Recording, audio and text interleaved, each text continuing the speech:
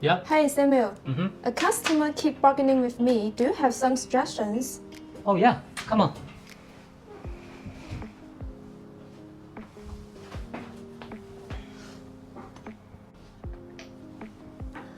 Okay, I want to know where I can find lowest price in China. The lowest price in China? Yes? Well, it's an interesting topic. But I should tell you, here's no lowest price in China. Alright? Mm-hmm. Mostly if you realize you always could find even lower prices. That's because it got different stories behind the prices, behind the number, I mean. Mm-hmm. And for example, for a certain piece of the metal accessory, actually they have a different moldings, like a steel mold, like the rubber mold, but which could create a same piece, same design, but the cost is about 2 times different. All right. Mm-hmm. So it depends whether you are capable to verify the differences. And for example, I got many friends from overseas always discuss with me in recent 2 months. So why the prices in Temu is so low? I'm sure you know the Temu, right? So I'm gonna tell you the truth is most of the seller is selling the stock designs. Is some stock maybe lying in their warehouse over half year. Okay, maybe some products already fit the color a bit. Okay, so that's why the reason they set very low price on their shop, because they want to clear off the stock or make the cash flow running. So they could sell the price at the cost what they produced, or even lower than their cost. They could lose a bit money, but they don't care. All right. So that means behind the products, behind the design, the picture, the prices, they got different stories. So whether you could verify or not. Okay. So this is the first reason. You could always find a different prices or even lower. And actually in China, the price will depends on the quantity, like the lead time request and also the quality request. Okay, so for example, for a bundle, right? For example, if you have a different quantity like 500 and 1000 or 2000, so the price will be different. It's exactly same design, because if they purchase the material, they can get lower price if they reach the MOQ or exceed the MOQs. All right. Okay, and if the quality of the stones you use, you could adjust the different grades, right? The prices also could be different. It's a quality frame. And the lead time is, especially for the lead time, let's say about handcraft products. Okay, if they feedback you about the lead time 2 months, right? If you allow them about 3 months, so the price will be reduced again. Yeah, it's more about the handcraft products. Okay, good. How can I make sure my suppliers provide me their best pricing always? Alright, in this way, I'm gonna give you a very important suggestion.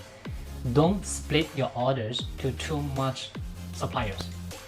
Okay, maybe you just focus on 2 to 3 the main suppliers. Well, you could have 1 to 2 suppliers for the backup. We are not sure what's gonna happen tomorrow, right? Yes. And the reason is the more orders one manufacturer produce, the lower cost you could manage to control. Okay. And the another thing is you could try to discuss the price with your supplier based on the different quantity on the different styles. Let's say if you really cannot order like 500 pieces instead of 300 pieces, you could do another way. Okay. Okay. Like we could produce 500 pieces, the rough molding pieces, leave there, and you just use 300 of them. Then the balance of 200 pieces there, do not need to polish, do not need to do anything, just leave there. So in this way, the manufacturer also could well control or reduce the cost of the piece, because you order 500 pieces rough molding, so you will use it, all right? But you just produce 200 or 300 first.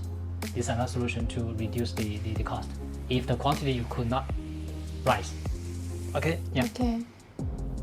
And one more suggestion will be you could try to sign the contract with your current supplier and let them know a certain avenue business volume.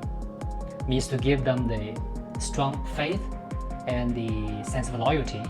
So let them to keep solid support for you. Yeah, this is another way to secure the best prices from them. Okay, that's easy to understand. Yeah. And what I can do if my suppliers couldn't support me lower prices when my market competition is too much for me.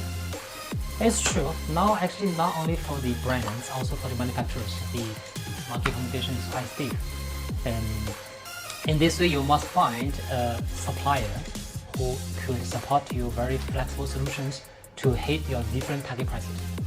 Okay, for example, and same design. Let me pick one design.